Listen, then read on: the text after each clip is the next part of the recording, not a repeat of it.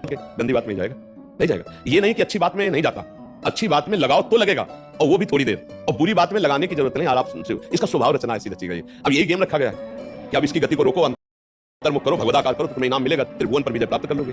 वो अद्भुत आनंद अंदर ही मिलेगा, किसी से कहने की जरूरत नहीं, आनंद मगन हो जाओगे। और उसी आनंद की खोज देखो, जब हमारा मन कहता है इस शरीर को भोग ले, इस वस्तु को भोग ले, हम देखो सब अपने घर के जैसे बैठे हैं, क्या उसके भोगने के बाद मन को शांति मिलती है? थोड़ी देर के बाद फिर एक नया संकल्प बनता है, फिर एक नई, मतलब हमारी खोज अधूरी रही, वो नहीं मिला जो मैं सोच रहा था। सोचने में जैसा सुख मिलता है वैसा ना भोगने में नहीं मिलता, चाहे वो भोजन हो, चाहे वो दृश्य हो, चाहे वो कोई क्रिया हो। आप देखना, जो मन हमें सोचवा के पागल बनाता है, और जब हम उस पे जाते हैं तो वो चीज हमें नहीं मिलती है। तब लगता है कि वो यहाँ नहीं शायद यहाँ हो, यहाँ नहीं शायद यहाँ हो। ऐसे भटकते पूरा जीवन व्यतीत हो जाता है। बुद्धिमान वो है जो 2-4 कदम में ही लौट आवे कि गलत दिशा में जा रहे हैं, पर हम पूरा जीवन चलते रहते हैं, लौटने की बात ही नहीं आती। और यहाँ तक कि शरीर वृद्ध हो जाता है, इंद्रियां काम नहीं करती, पर मन वैसे ही सलाह करता रहता है। फिर भी नहीं सोच पाता कि चलो अब हुआ पूरा जीवन की शाम, अब तो राधा राधा जब कर अपना काम बना ले। लेकिन नहीं, बूढ़ा है फिर भी शराब पीता है, बूढ़ा है फिर भी गंदी बातें देखता है, बूढ़ा है फिर भी गंदी चेष्टाएं करता है, बूढ़ा है फिर भी नहीं सोच रहा कि मुझे मरना है और भगवत प्राप्ति का अब की उपाय कर लूं, इतना जीवन दे गया। ये क्या है? ये मन का केवल खेल है। वो अपने मन के गेम में फंस गया, निकल नहीं पा रहा है। अच्छा, इसमें ये हो कि चलो मन सुखी रहेगा तो भी नहीं, आप जितना गलत करते जाओगे उतना वो नकारात्मक सोचे पैदा करता चला जाएगा, और उसका परिणाम यह आएगा कि आपको डिप्रेशन में पहुंचा देगा।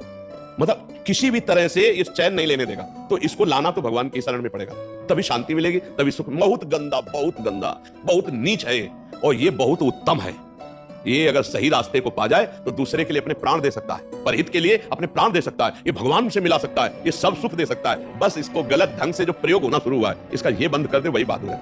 देखो, विरक्त मार्ग एक अलग होता है, लेकिन गृहस्थी में तो एक धर्मपूर्वक विषय सेवन की मर्यादा है ना। तो आप धर्मपूर्वक देख लो, अगर आपको अपनी पत्नी में, अपने पति में सुख नहीं मिला तो विश्व में कहीं सुख नहीं मिलेगा, क्योंकि है नहीं, तो आपको सीमित हो जाना चाहिए ना। लेकिन ऐसा नहीं होता, हम धर्म विरुद्ध बढ़ते चले जाते हैं, जो हमारा पाप बनता जाता है, हम क्लेशित होते जाते हैं। इसलिए हमें लगता है बहुत अच्छे अभी सत्संग के प्रभाव पड़ रहे हैं, तो हम निकल चले गंदी बातों से, हम निकल चले इस माया के फसाव से। नहीं तो धोखा ही धोखा, पूरी जिंदगी व्यतीत हो जाती है। भोगते भोगते हर इंद्रियां सब नष्ट होती जा रही, फिर भी भोग इच्छा, ये है क्या? समझो ना, पूरा जीवन हमको बेवकूफ बनाया जा रहा है। गौर से देखो, पूरा जीवन नहीं बेवकूफ बनाया जा रहा। एक बार और देख लेते हैं, इसमें हमारा पूरा जीवन जा रहा है।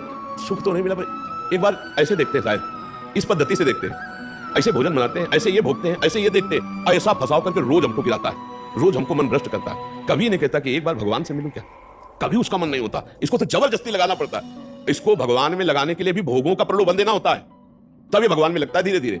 ये भोगी मन भगवान में भी लगने के लिए तैयार, तो भोग के लिए देखो, भगवान को मना लोगे ना तो बढ़िया व्यवस्था बन जाएगी। चक जो चाहोगे सब हो जाएगा, जो चाहेंगे भगवान दे दे। बहुत मन बेवकूफ बनाता है, इसलिए हमें लगता है मन की बेवकूफी से बचना चाहिए। एक आया था भगतला, उसने कहा भगवान से मैं भजन करूंगा, सब करूंगा, लेकिन 1 लाख सुंदरियां स्त्रियां चाहिए। तो गजब का दिल है तेरा, गजब का दिल है यार। जिनके एक है ना, तो वो कभी कभी निकालते हुए ऐसे बैठ के बैठते हैं। तो इसीलिए मल की कहीं में मत रखो, बहुत बड़ा भूत है, ये परेशान कर देगा, नष्ट कर देगा। इसे सतमार्ग में लाओ, भगवत मार्ग में लाओ, तभी आनंद की। इसकी केवल चाल है, ये नहीं ये नहीं ये, वो है कहीं नहीं, पक्का समझ लीजिए।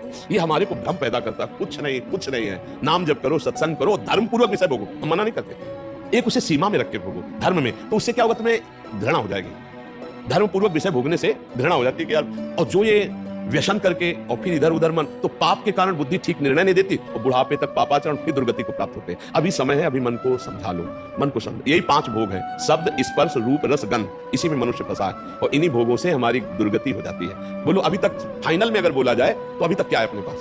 कोई अनुभव है क्या?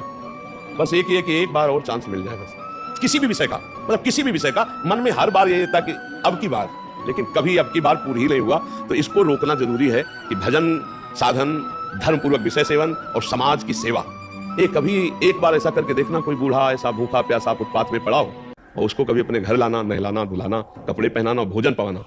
फिर वो जब तुम्हारी तरफ देखेगा तो तुम्हें जो सुख होगा वो जिंदगी में किसी भी भोग में नहीं मिला होगा। आप लिख लेना हमारी बात। कभी कोई बीमारी से तड़प रहा हो, किसी के सेवा का वहां कोई अवसर नहीं है, और आप सेवा का अवसर देकर उसे आप स्वस्थ करो, आप अस्पताल ले जाओ, फिर जो आपको सुख मिलेगा हम आपको कैसे बताएं, वो भगवान का आशीर्वाद होता है। जब कोई बूढ़ा, कोई बीमार, कोई असहाय, और जब आप उसकी सहायता करते हो तो उसके हृदय से जो आशीर्वाद, वो सुख जो मिलता है। जैसे हम आपको एक दिन करके देखना, तुम अपना भोजन बढ़िया जो है, कोई ऐसे भूखे को खवा देना जो भूखा बैठा हो, और ऐसे जल्दी जल्दी, और आप देखो उसको पाते हुए, और उस दिन आप वो भोजन ना पाओ, उसे पवा दो, तो आपको जो सुख मिलेगा वो 56 प्रकार के भोग पाने में भी कभी सुख नहीं मिला होगा। वो सुख परहित करने से, दूसरे को सुख पहुंचाने से जो हृदय शीतल होता है, वो कभी किसी से नहीं होता। इसलिए मानव जीवन के लिए मन को थोड़ा विरुद्ध जो चलने वाला है, उसके विरुद्ध आप बनो, उसे सतमार्ग में लगाओ। अब देखो, आजकल ऐसी बुद्धि बिगड़ गई कि अपने पूज्य माता पिता को ही बच्चे दुख दे रहे हैं।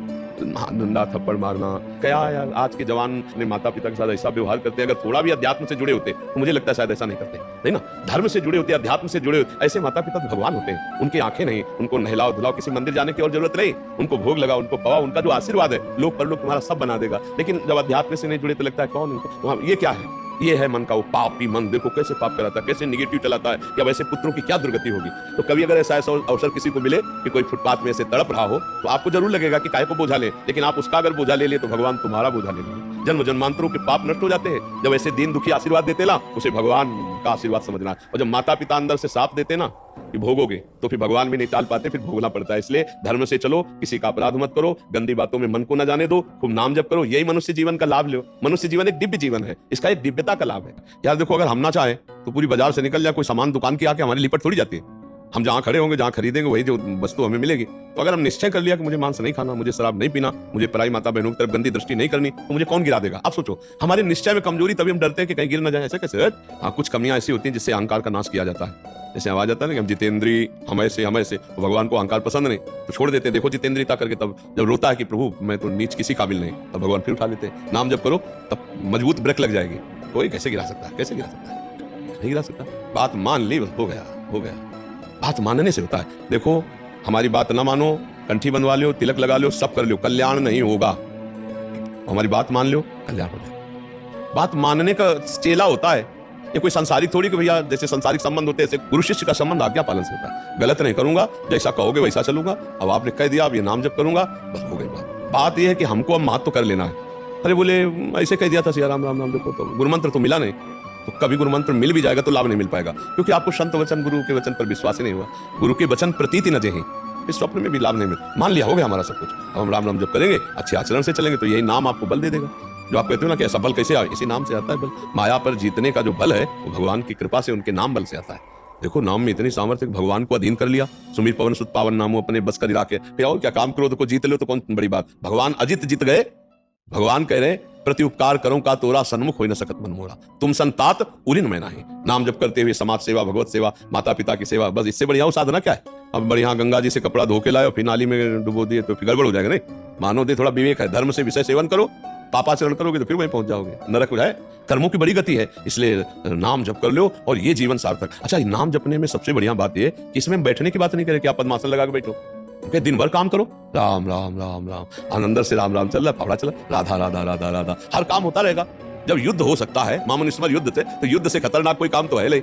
दूसरे की गर्दन काट ली, अपनी गर्दन बचानी युद्ध में। भगवान अर्जुन को कह रहे मेरा स्मरण करते हुए युद्ध कर, तो इसका मतलब भगवत नाम जप करते हुए सब काम हो सकता है। ठीक है, तुम नाम जप करो और अच्छे बनो, इसी जन्म में भगवान को प्राप्त किया जाए, भगवान की स्मृति में डूबा जाए। अगर आपने भगवत प्राप्ति का कार्य इस जन्म में पूरा नहीं किया तो पहला दंड आपको मिलेगा बिना किसी कर्म के, इस बात का कि आपने भगवत प्राप्ति क्यों नहीं की, आपको चांस दिया गया।